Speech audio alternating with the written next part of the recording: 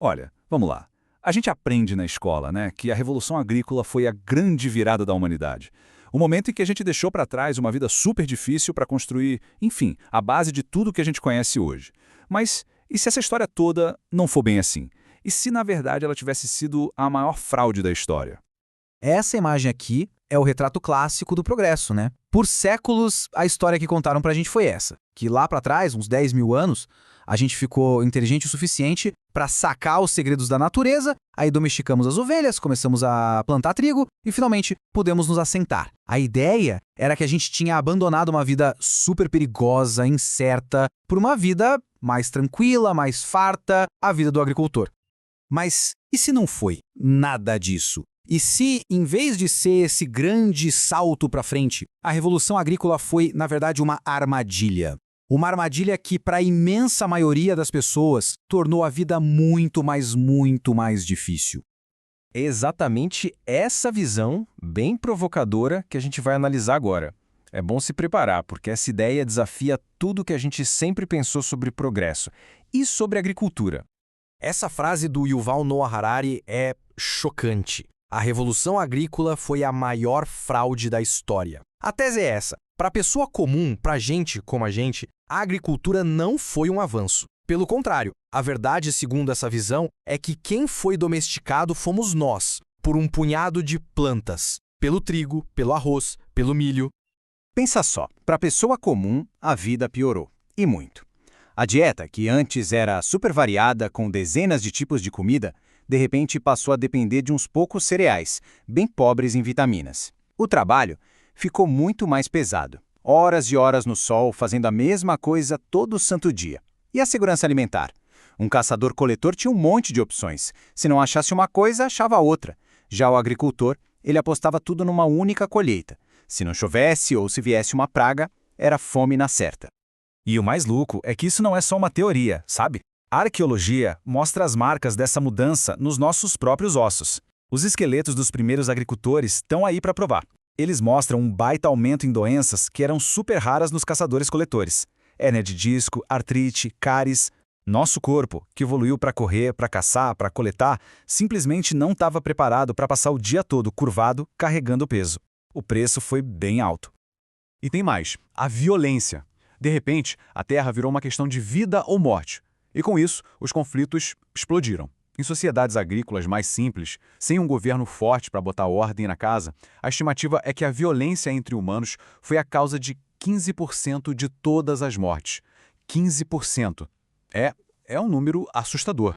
E claro, a gente não pode esquecer dos animais. Se a gente olhar só pela lente da evolução, do DNA, as galinhas, as vacas, os porcos são um sucesso absurdo. Nunca existiram tantos. Mas, e para o animal individualmente? Para cada uma daquelas vacas, daquelas galinhas, a domesticação foi uma catástrofe, uma vida de confinamento, de sofrimento, só para servir às nossas necessidades. É uma diferença brutal entre o que a gente chama de sucesso da espécie e o sofrimento real de cada bicho.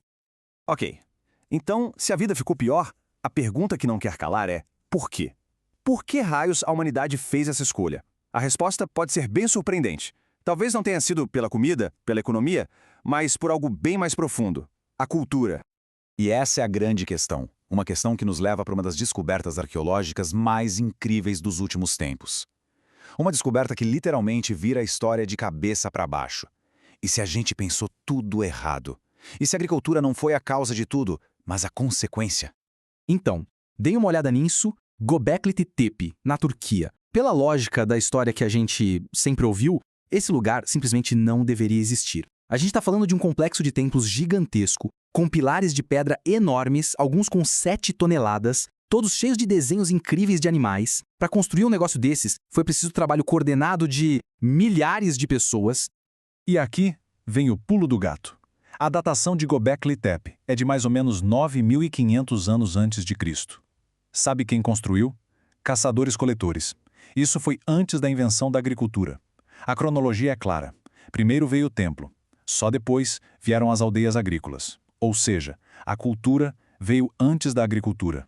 Isso leva a uma teoria totalmente nova e radical. Pensa bem, para construir e manter um lugar como o Göbekli Tepe, era preciso alimentar muita, mas muita gente. Então, a necessidade de sustentar esse projeto cultural gigantesco pode ter sido o empurrão que faltava. O que forçou nossos ancestrais a parar de só coletar o trigo que achavam por aí e começar a cultivar de propósito. E isso é uma ilustração fantástica de que a nossa capacidade de organização, de pensamento simbólico, de ter uma cultura complexa, não nasceu com a agricultura. Foi o contrário, ela veio antes. O que moveu essa mudança toda não foi a fome, não foi o estômago, foi a mente, foi a cultura. Tá, mas mesmo que a cultura tenha sido o estopim, como é que a humanidade inteira caiu nessa cilada de trabalhar mais para viver pior? A resposta está num mecanismo muito sutil, mas muito poderoso. O nome desse mecanismo é a armadilha do luxo. A ideia é a seguinte: uma série de pequenas decisões, cada uma parecendo uma melhoria, uma forma de facilitar a vida, acaba, no fim das contas, criando mais obrigações e tornando tudo mais difícil. Ninguém sentou e planejou a revolução agrícola, ela simplesmente aconteceu. Vamos ver como a armadilha se fechou passo a passo. Primeiro, uma pequena mudança. Um grupo de pessoas decide ficar umas semanas a mais num lugar para aproveitar uma colheita farta de trigo selvagem. Segundo, com um pouco mais de comida e uma vida um pouquinho mais estável, a população cresce, nasce mais gente. Terceiro, agora aquele trigo extra, que era um luxo, virou uma necessidade para alimentar todo mundo. E quarto, o passo final, para garantir essa comida, agora é preciso trabalhar muito mais, cultivando o trigo de propósito. E aí, já era. Não tinha mais como voltar atrás. A armadilha se fechou, geração após geração, sem que ninguém nem percebesse o que estava acontecendo. E aqui está o ponto central para entender a revolução agrícola do ponto de vista da evolução. Para a evolução, o que importa não é felicidade ou sofrimento. O que importa é uma coisa só: cópias de DNA. Para o indivíduo, a vida piorou. Mas para a espécie Homo sapiens como um todo, a capacidade de ter mais gente viva, mesmo que em condições piores, foi um sucesso gigantesco. A lógica da evolução é fria. É melhor ter 1000 cópias de DNA sofrendo do que 100 cópias felizes. Tá, legal. Mas e daí? O que tudo isso significa para a gente hoje? Nessa última parte, a gente vai conectar os pontos e ver como o legado dessa revolução de milênios atrás ainda está muito presente no nosso dia a dia. Afinal, por que uma decisão de 10 mil anos atrás ainda importa? Importa porque essa revolução não ficou só nos livros de história.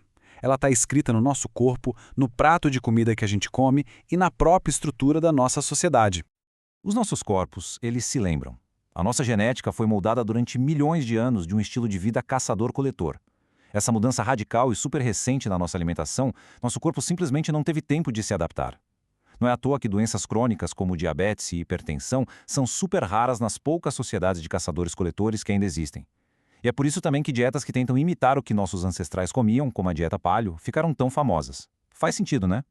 Mas essa revolução não mudou só a nossa dieta, não. Ela criou as bases para tudo que veio depois. Com a agricultura, foi possível estocar comida. Com comida estocada, a população explodiu. E com mais gente vieram as cidades, as hierarquias sociais e, claro, as elites que governavam.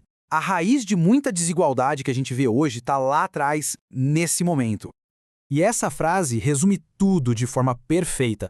A busca por uma vida mais fácil resultou em muitas dificuldades e não pela última vez.